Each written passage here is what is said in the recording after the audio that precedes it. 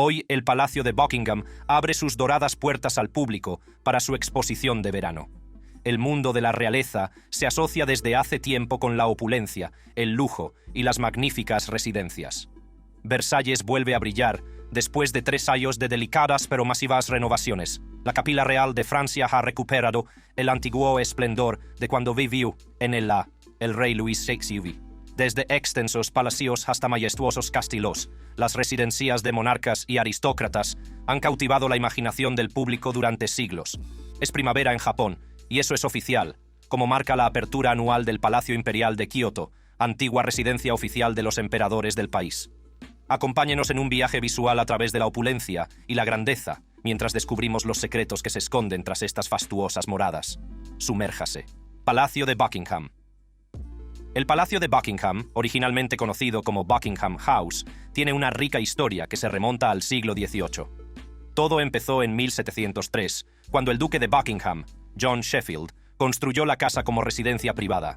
A lo largo de los años, la casa cambió de manos varias veces, hasta que llamó la atención del rey Jorge III. En 1761, el rey Jorge III adquirió Buckingham House como refugio privado para su esposa, la reina Carlota. Poco podía imaginar que esta adquisición marcaría el comienzo de una notable transformación. Con el paso de los años, Buckingham House sufrió varias reformas y ampliaciones, evolucionando gradualmente hasta convertirse en el magnífico palacio que conocemos hoy. Sin embargo, no fue hasta la llegada de la reina Victoria en 1837 cuando Buckingham House se convirtió oficialmente en la residencia londinense del monarca británico. El reinado de la reina Victoria marcó un punto de inflexión en la historia del palacio, que se convirtió en el centro neurálgico de la monarquía británica y también experimentó importantes ampliaciones y renovaciones. La adición más notable fue la construcción de 3 salas en torno a un patio central, que realzaron la grandeza del palacio y proporcionaron más espacio a la creciente familia real. El Palacio de Buckingham es un impresionante ejemplo de arquitectura neoclásica. Presenta una fachada simétrica con 3 alas principales: el ala este, el bloque central y el ala oeste. La fachada está adornada con columnas, balaustradas y esculturas decorativas. El palacio tiene más de 775 habitaciones, 19 de ellas de estado, 52 reales y de invitados, 188 para el personal, 92 oficinas y 78 cuartos de baño. La grandeza del palacio se ve realzada por la presencia del famoso balcón, donde la familia real hace acto de presencia en ocasiones especiales. Si se adentra en el interior, se encontrará inmerso en un mundo de lujo y elegancia. Los salones de estado, que se abren al público durante un tiempo limitado cada año, son una auténtica maravilla para la vista. Estas salas sirven de escenario para ceremonias oficiales y banquetes de estado, y cada una de ellas está meticulosamente diseñada para impresionar. Uno de los lugares más destacados de los salones de estado es el Salón del Trono, donde el monarca recibe a los invitados de honor y celebra las investiduras. Otro espacio notable del Palacio de Buckingham es el Salón de Baile, que se utiliza para grandes recepciones y banquetes de estado. Una de las atracciones más populares del Palacio de Buckingham es la ceremonia del cambio de guardia, que tiene lugar a diario durante los meses de verano y en días alternos el resto del año.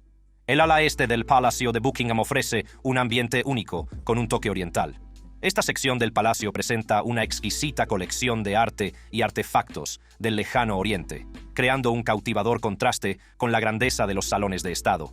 El palacio está rodeado de hermosos jardines de 40 acres, con césped bien cuidado, parterres de flores y lagos ornamentales. Según estimaciones recientes, el Palacio de Buckingham está valorado en unos $5.000 millones, 3.900 millones de libras. El Palacio de Buckingham es un símbolo de la monarquía británica, un testimonio de resistencia y un escaparate de gran arquitectura y opulentos interiores. Es la encarnación viva de la historia, el patrimonio y el legado cultural de la nación. Palacio Istana Nurul Iman. El Palacio Istana Nurul Iman, también conocido como el Palacio de la Luz de la Fe, tiene una rica historia que se remonta a su construcción en la década de 1980, diseñada por el renombrado arquitecto filipino de origen visayo Leandro King Locsin. Esta obra maestra de la arquitectura se construyó para servir de residencia oficial del sultán de Brunei, Hassan al-Bolkiah, y de sede del gobierno de Brunei. El nombre Istana Nurul Iman deriva de la palabra malaya Istana, que significa palacio, y de la frase árabe Nur ul Iman, que se traduce como la luz de la fe. Este nombre resume perfectamente la grandeza y el significado de este magnífico palacio. La construcción del Palacio Istana Nurul Iman comenzó en 1982 y terminó en 1984.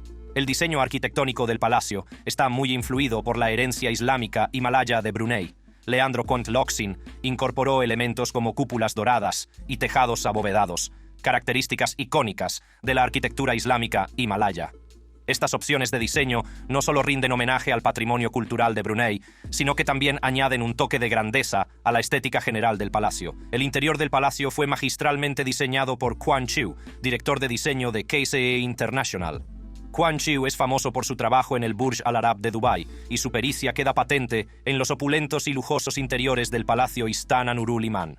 Cada detalle, desde las intrincadas tallas hasta el lujoso mobiliario, destila elegancia y sofisticación. Para dar vida a esta maravilla arquitectónica, la construcción corrió a cargo de Ayala, Abbott & Butters, una reputada empresa constructora del Reino Unido. El proyecto se completó con un asombroso coste de aproximadamente $1.400 millones, lo que lo convierte en uno de los palacios más caros jamás construidos. La inmensa inversión en la construcción del Palacio Istana Nurul Iman es un testimonio del compromiso del sultán de crear una residencia acorde con su condición de uno de los monarcas más ricos del mundo. Una vez terminado, el Palacio Istana Nurul Iman se convirtió en el mayor palacio residencial del mundo y la mayor residencia unifamiliar jamás construida. Cuenta con un impresionante total de 1.788 habitaciones, incluidos 257 cuartos de baño. El salón de banquetes del palacio puede ampliarse para albergar hasta 5.000 invitados, lo que lo convierte en un lugar ideal para grandes eventos y celebraciones. Además, el palacio cuenta con una mezquita con capacidad para 1.500 fieles, reflejo de la devoción del sultán a su fe. La grandeza del Palacio Istana Nurul Iman va más allá de su interior. Los terrenos del palacio incluyen un garaje para 110 coches, un establo climatizado para los 200 ponis de polo del sultán y 5 lujosas piscinas. La superficie total del palacio es de 200.000 metros karamas, lo que lo convierte en una auténtica maravilla arquitectónica. El Palacio Istana Nurul Iman está valorado en unos $2.550 millones, y aunque es principalmente una residencia privada del sultán y su familia, ocasionalmente se abre al público durante ciertos acontecimientos, como las celebraciones anuales de Hari Raya Aidilfitri, a las que se invita a miles de bruneses a visitar el palacio, recibir regalos y participar en las festividades. Palacio de Versalles. En el corazón de Versalles, Francia, se alza un magnífico testimonio de la grandeza y opulencia de la monarquía francesa, el Palacio de Versalles. Encargado por el mismísimo Rey Sol, el rey Luis XIV, esta antigua residencia real es ahora propiedad de la República Francesa y está gestionada por el establecimiento público del Palacio, Museo y Patrimonio Nacional de Versalles. Se ha convertido en una de las atracciones turísticas más populares del mundo, atrayendo a millones de visitantes cada año. La construcción del Palacio de Versalles comenzó en 1661, bajo la atenta mirada de Luis XIV. El rey imaginó un palacio que no solo le sirviera de residencia, sino también de símbolo de su poder y autoridad absolutos. Por ello, no escatimó en gastos para crear un palacio que dejara una impresión duradera en todos los que lo contemplaran. La construcción inicial del palacio corrió a cargo del arquitecto Louis Le Vau, que diseñó el edificio principal en un estilo clásico francés. El palacio se construyó en el emplazamiento de un antiguo pabellón de caza y estaba rodeado de vastas extensiones de terreno, que más tarde se transformarían en los magníficos jardines que hoy conocemos.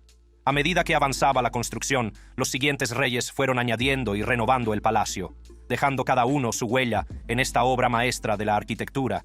El rey Luis XV mandó construir el pequeño Trianón y el Gran Trianón, dos lugares de retiro para la familia real, situados en el recinto del palacio. El palacio desempeñó un papel fundamental en la política y la cultura francesas de los siglos XVII y XVIII. Fue el centro del poder, el arte y la ciencia, y atrajo a los artistas, arquitectos e intelectuales más talentosos de la época. El palacio se convirtió en un centro de creatividad e innovación, y figuras de renombre como Jean-Baptiste Lully, André Lenotre y Charles Le Brun contribuyeron a su esplendor. El palacio es un símbolo de poder e importancia cultural, y también una muestra de la increíble destreza arquitectónica de su época. Desde el majestuoso Salón de los Espejos hasta la ornamentada Capilla Real y la elegante Ópera Real, cada rincón del palacio destila grandeza. Los apartamentos de estado del rey sufrieron transformaciones. Se transformaron en galerías para cuadros y recepciones, mostrando los tesoros artísticos amasados por la monarquía francesa. El Salón de Hércules se convierte en una galería de obras maestras del arte. El Salón de la Abundancia pasó a albergar exquisitas pinturas y esculturas. El Salón de Venus y el Salón de Mercurio también se convirtieron en escaparates de obras maestras del arte, realzando aún más la importancia cultural del palacio. Los jardines son tan impresionantes como el propio palacio. Diseñados por el arquitecto paisajista André Lenotre, los jardines se extienden por más de 800 hectáreas y cuentan con céspedes meticulosamente cuidados, grandes fuentes y exquisitas esculturas. El Palacio de Versalles está valorado en unos 1.500 millones de dólares, ya que posee una inmensa importancia cultural, histórica y política. Fue la sede del poder de la monarquía francesa y testigo de numerosos acontecimientos importantes, como la firma del Tratado de Versalles en 1919, que puso fin a la Primera Guerra Mundial. Hoy es Patrimonio de la Humanidad de la UNESCO y una importante atracción turística. La Ciudad Prohibida. A principios del siglo XV, en la época de la dinastía Ming, comenzó en Pekín, China, una empresa colosal. Este ambicioso proyecto pretendía erigir un complejo palaciego que personificara la autoridad y el esplendor imperiales. La Ciudad Prohibida. El emperador Yongle, tercer soberano de la dinastía Ming, tenía la visión de un palacio que eclipsara a cualquier otro por su grandeza. Así, la construcción de la Ciudad Prohibida comenzó en 1406 y duró 14 años, culminando en 1420. En esta monumental tarea trabajaron más de 1 millón de obreros y artesanos, lo que subraya la magnitud de la empresa. La Ciudad Prohibida fue concebida como residencia de invierno del emperador de China y sirvió de centro político y ceremonial durante más de 500 años. Era el lugar donde los emperadores celebraban la corte, tomaban decisiones importantes y celebraban elaborados rituales. El complejo palaciego no solo era un símbolo del poder imperial, sino también un reflejo de los principios filosóficos y religiosos de la época. Con una superficie de 720.000 metros cuadrados, la Ciudad Prohibida consta de más de 8.700 edificios, lo que la convierte en el mayor complejo palaciego del mundo. Su estilo arquitectónico es una obra maestra del diseño palaciego tradicional chino, caracterizado por intrincados detalles, colores vibrantes y exquisita artesanía. El palacio está dividido en 2 secciones principales, el patio exterior y el patio interior. El patio exterior era la zona pública donde se celebraban ceremonias y eventos importantes.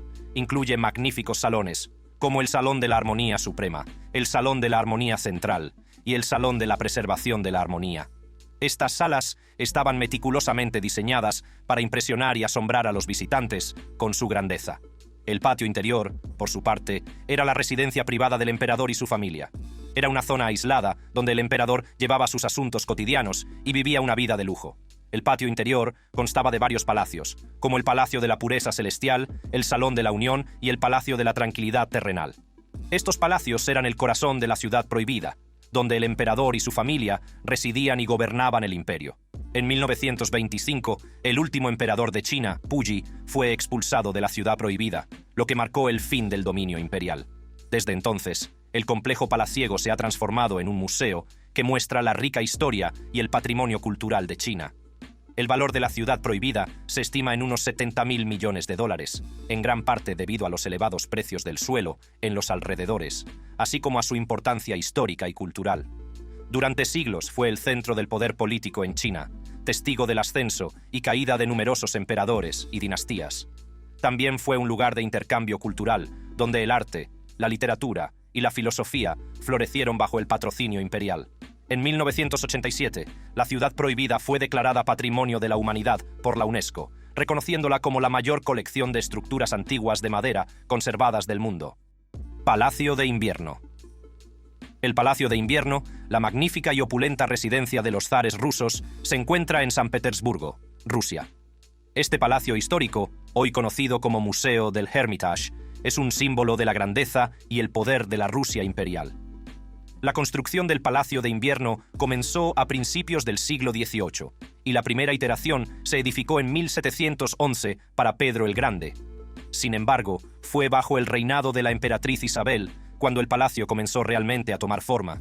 Isabel, conocida por su amor a la grandeza y la opulencia, encargó a arquitectos de renombre, como Bartolomeo Rastrelli, el diseño y la ampliación del palacio. Rastrelli, maestro del estilo barroco isabelino, imaginó un palacio que reflejara el poderío de la Rusia imperial. El exterior del palacio se adornó con intrincadas decoraciones y estatuas, mostrando la riqueza y el esplendor de la monarquía rusa. A medida que avanzaba la construcción del Palacio de Invierno, se convirtió en un símbolo de la creciente influencia y dominio de la Casa Romanov. El palacio fue la residencia oficial de los zares rusos desde 1732 hasta la Revolución Rusa de 1917. Entre sus muros vivía y gobernaba la familia imperial, rodeada de lujo y extravagancia. A lo largo de los años, el Palacio de Invierno pasó por varias etapas de construcción y ampliación. El tercer Palacio de Invierno, diseñado por Domenico Trezzini, incorporó el segundo Palacio de Invierno como uno de sus pabellones. Sin embargo, fue el cuarto y último Palacio de Invierno, construido por Francesco Bartolomeo Rastrelli y ampliado por otros arquitectos, el que realmente consolidó su grandeza. Durante el reinado de Catalina la Grande, el Palacio de Invierno sufrió importantes cambios y ampliaciones. Catalina, apasionada mecenas de las artes, amasó una impresionante colección de obras de arte, incluidas obras maestras de artistas de renombre como Rembrandt y Rubens. El Palacio de Invierno desempeñó un papel fundamental en la historia rusa, siendo testigo tanto de triunfos como de tragedias. Entre sus muros se asentó el gobierno provisional ruso en 1907, antes de ser asaltado por soldados y marineros de la Guardia Roja durante la Revolución de Octubre. El palacio se convirtió en símbolo de la revolución y del fin de la dinastía Romanov. El exterior del Palacio de Invierno, con su opulenta decoración y estatuaría, prepara el escenario para la grandeza que aguarda en su interior. La fachada está adornada con intrincadas talas, detalles dorados y majestuosas columnas.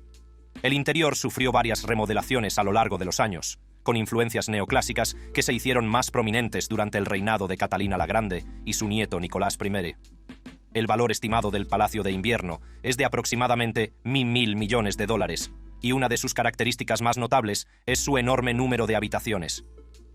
Con más de 1.500 habitaciones repartidas por su amplia superficie, el palacio es un laberinto de lujosos aposentos, cada uno más impresionante que el anterior.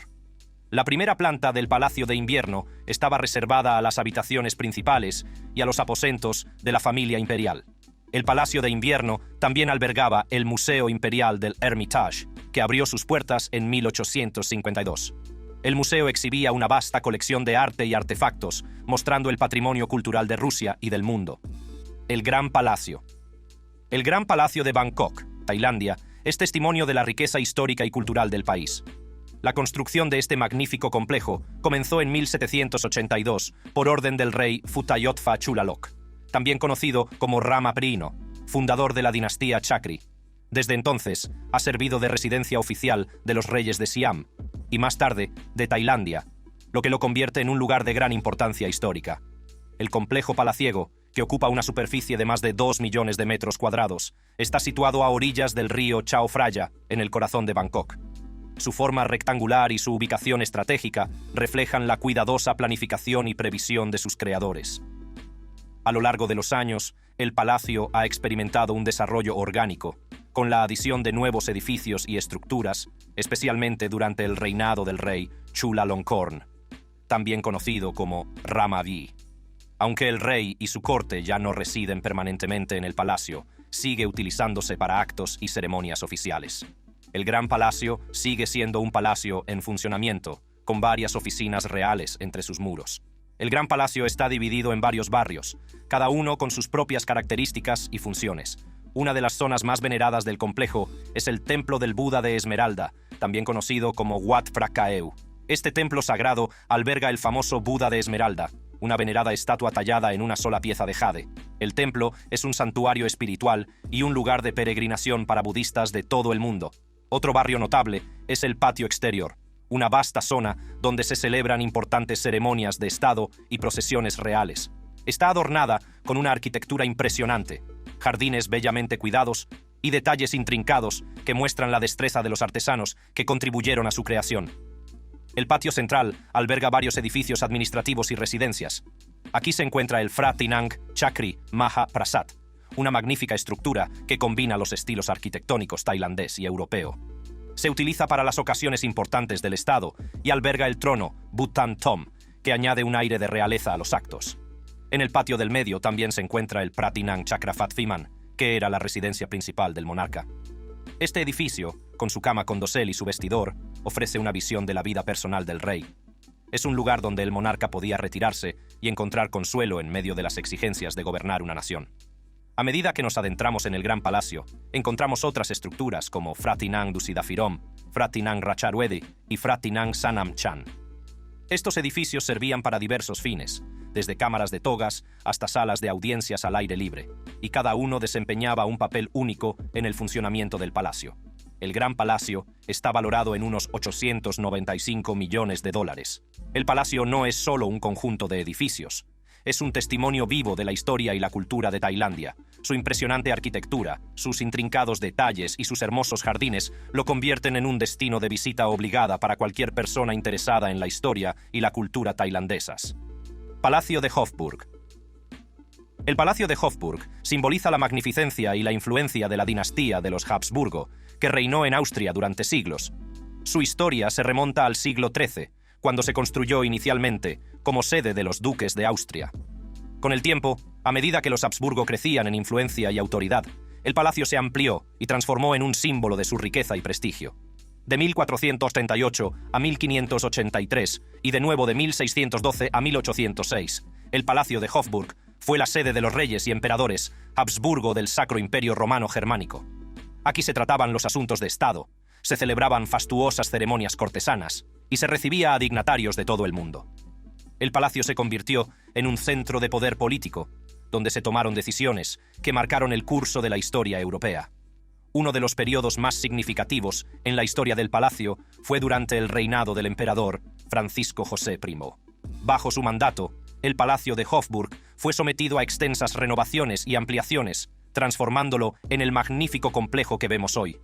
Francisco José I ordenó la construcción de la Heldenplatz, Plaza de los Héroes, que debía formar parte del Kaiserforum, un gran proyecto arquitectónico que nunca llegó a completarse.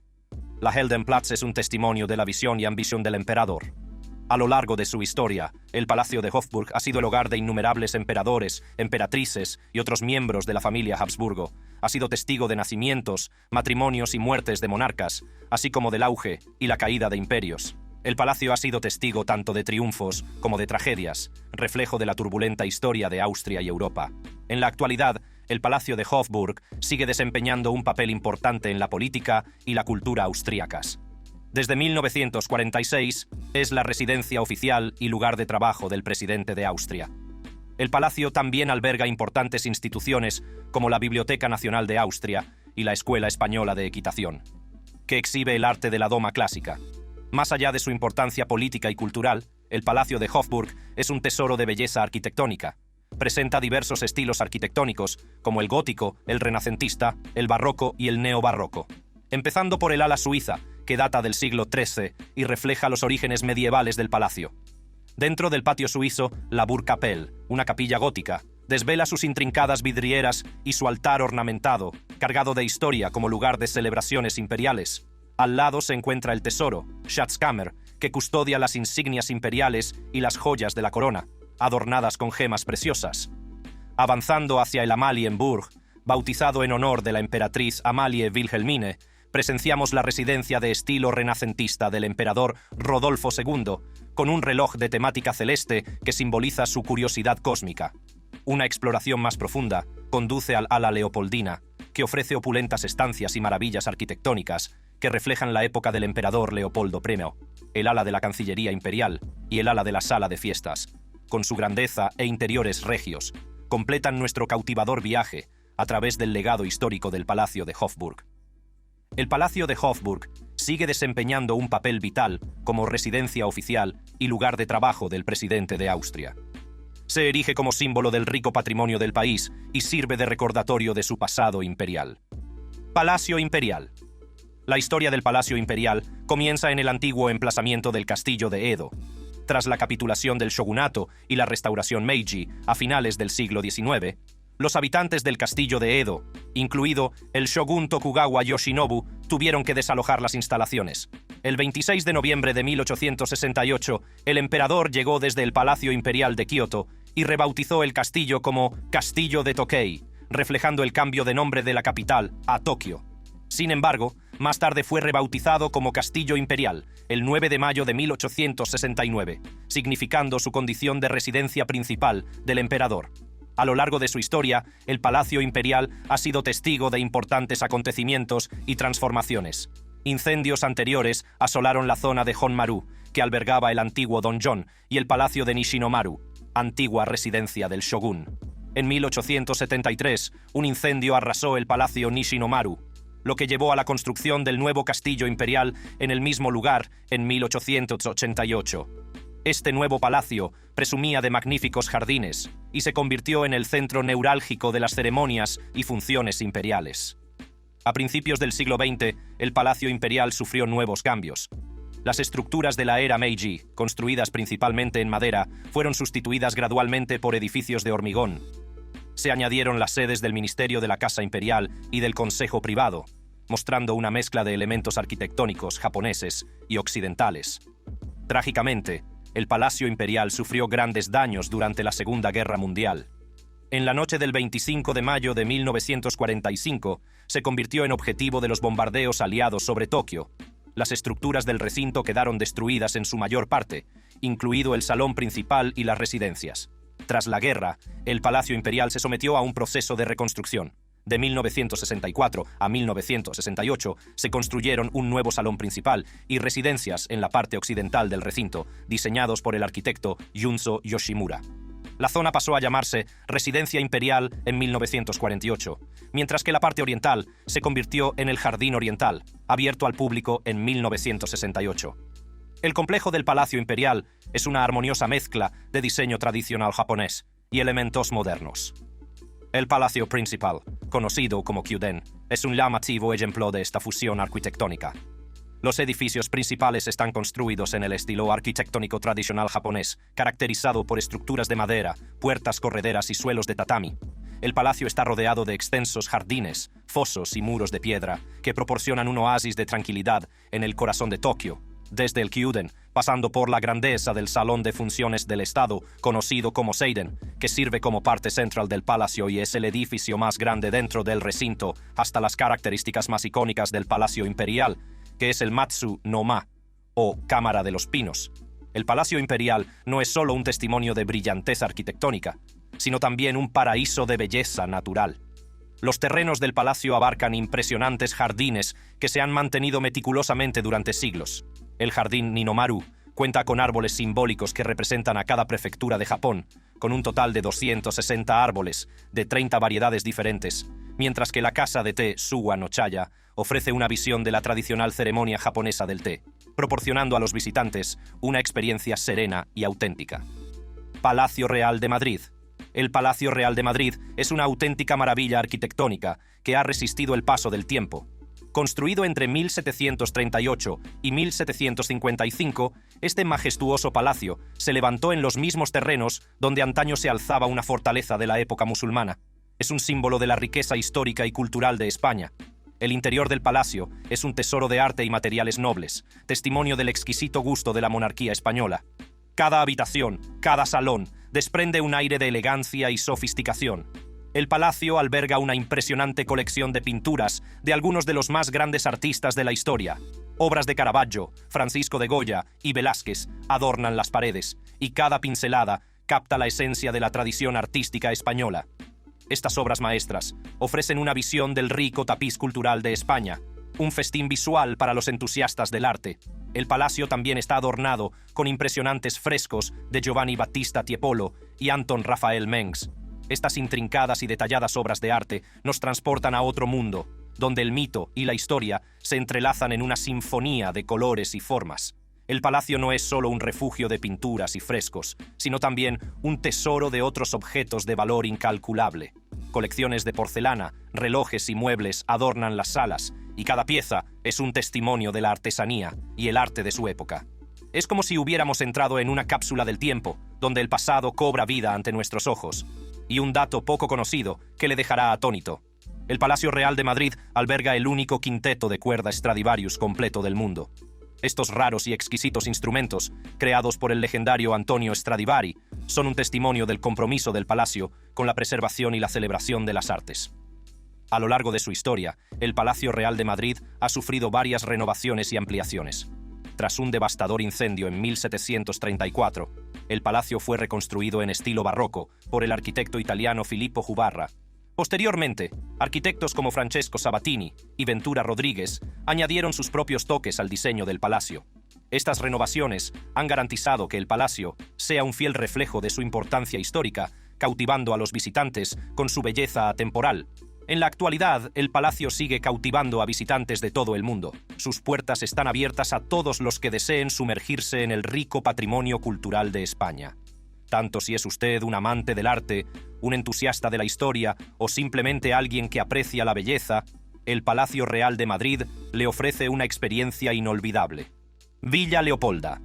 Villa Leopolda, situada en la Riviera Francesa, tiene una cautivadora historia que se remonta a principios del siglo XX. Diseñada por el visionario arquitecto estadounidense Ogden Codman Jr., los orígenes de la villa se remontan a una finca que fue propiedad del rey Leopoldo II de Bélgica. Regalada originalmente a su amante Blanche de la Croix, la villa debe su nombre al propio rey. La tragedia sobrevino con la muerte de Leopoldo II, lo que provocó el desalojo de Blanche y el traspaso de la propiedad al rey Alberto I. Villa Leopolda desempeñó un papel fundamental durante la Primera Guerra Mundial, al servir de hospital militar que ofrecía consuelo y cuidados a los soldados heridos en medio del caos de la guerra. En 1919, Thérèse Vitali, condesa de Beauchamp, adquirió la propiedad e inició mejoras para elevar su elegancia y lujo. Codman, reconociendo su grandeza, compró las estructuras existentes y se embarcó en un esfuerzo arquitectónico para transformar la villa en una obra maestra. A pesar de los problemas financieros, la visión neopalladiana de Codman y su meticulosa atención al detalle dieron como resultado una villa espectacular que combina la belleza arquitectónica con el esplendor natural. En la década de 1950, Villa Leopolda atrajo la atención de la familia Agnelli, conocida por su asociación con el imperio automovilístico Fiat. Gianni Agnelli, presidente de Fiat, y su esposa, Marella Agnelli, quedaron cautivados por la belleza y grandeza de la villa. Vieron en Villa Leopolda un lugar donde escapar de las presiones de sus ajetreadas vidas y disfrutar del lujoso estilo de vida al que estaban acostumbrados. En 1963, la villa volvió a cambiar de manos, esta vez a la filántropa canadiense Dorothy "Ja" Killam. Se convirtió en la orgullosa propietaria de esta emblemática propiedad y residió en ella hasta su fallecimiento en 1965. Sin embargo, en 1987, Villa Leopolda entraría en una nueva era de grandeza y extravagancia. El banquero brasileño de origen libanés Edmond Safra y su esposa Lili Safra adquirieron la villa, añadiendo su propio estilo a su ya ilustre historia. Los Safra no escatimaron en gastos para hacer de Villa Leopolda un fiel reflejo de su riqueza y refinado gusto. El renombrado interiorista Renzo Mongiardino fue el encargado de transformar los interiores de la villa en un paraíso de lujo y elegancia. Cada habitación se diseñó meticulosamente, prestando atención a los detalles y centrándose en crear un espacio que desprenda opulencia. Los dormitorios del segundo piso fueron decorados por Mika Ertegun, añadiendo un toque de sofisticación y belleza a los espacios. Villa Leopolda ha acogido, a lo largo de los años, a numerosos invitados notables, entre los miembros de la realeza, celebridades y jefes de Estado. Su importancia histórica, su esplendor arquitectónico y su idílica ubicación la convierten en un destino codiciado para la vida y el ocio de lujo. Villa La Leopolda tiene un valor estimado de $750 millones y cuenta con lujosas instalaciones como varias piscinas, pistas de tenis, amplios jardines con esculturas y plantas raras e impresionantes vistas de la costa. Los interiores están adornados con muebles finos, obras de arte antiguas y detalles intrincados que reflejan su grandeza. Gracias por acompañarnos en este viaje para explorar las mansiones reales más lujosas del mundo. Para conocer más historias cautivadoras, haga clic en el siguiente vídeo. ¡Hasta la próxima!